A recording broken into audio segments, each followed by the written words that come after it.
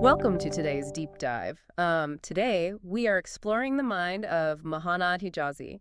He's a business consultant with over, I think, 22 years of experience. Yeah, and the author of around 20 books, which is just a wild amount of output. Right, exactly. So our mission for you today is to basically reverse engineer his unique philosophy on, well, how the world works. Right. It's this worldview anchored in finding the hidden logic of reality and actively challenging these self-imposed limits. But to really grasp Hijazi's logic, you have to start by looking at his wildly counterintuitive approach to learning. Yeah, he basically believes you learn best by studying the negative. Which sounds backward, right? I mean, writing a guide on how to guarantee failure seems like a massive waste of paper. Why not just study winners? You'd think so, yeah. Yeah. But he literally wrote books called How to Make Bad Decisions and How to Be Poor. Wow, really? How to be poor? Yeah, because studying abstract success is just so vague. Studying failure is highly specific. Oh, I see. It's like navigating a minefield. You don't actually need a map of the safe paths if you just have a perfectly detailed diagram of where all the explosives are. Exactly. That's the perfect analogy. Yeah. In How to Be Poor, he details the exact everyday traps that keep people, anchored in poverty. Give me an example of that. What's a poverty trap I might be unknowingly falling into right now? Well, one major pitfall he highlights is letting ego dictate your expenses rather than utility. Oh, like buying things specifically to signal status rather than to build actual wealth? Spot on.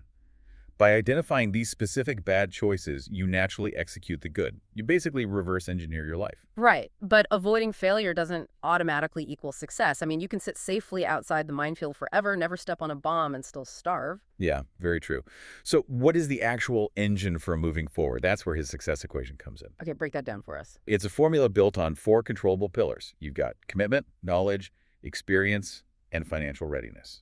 Wait, how do those actually interact, though? Because financial readiness sounds pretty vague. It's actually deeply practical. Financial readiness means calculating exactly how much runway you have before you take a risk. Right, so if you have the knowledge and experience to launch a business, but zero financial readiness. You'll panic at the first hurdle. Exactly. You'll make desperate choices. So the pillars have to support each other structurally. I get the system, but here's where his logic completely loses me. There's a fifth element in this equation, which is luck. Ah, the wild card. Yeah. If his entire philosophy is based on the strict logic of reality, how can you throw a wild card like luck into a mathematical equation? Well, because luck is a reality. The wild card will be played eventually. The logic lies entirely in your preparation. So you can't control the luck, just your reaction to it. Right. If you are listening to this and waiting for your lucky break to start working, Hijazi's equation says you're doing it backward. Makes sense. Mastering those first 4 pillars ensures you are perfectly positioned to capitalize the moment that unpredictable opportunity strikes. It's like having the factory built and the workers trained before the massive unexpected order comes in. Exactly. It's about readiness, not randomness. So how does this highly individual logic scale up? Because Hijazi applies this mindset to the global economy as well, right? He does, yeah. Through an economic model he calls unitarism. He's searching for this peaceful center point between extreme capitalism and strict socialism. And just to be completely clear for you listening, we're just exploring his ideas here. We aren't taking any stance on which economic system is better. So what is unitarism exactly? Right, of course. Well, he basically wants to replace cutthroat corporate competition with something called sector-based shared ownership. Hold on, shared ownership. Every time we've tried removing competition historically, innovation just dies. Why wouldn't unitarism just become another stagnant planned economy? It's a really fair objection. But unitarism doesn't eliminate competition.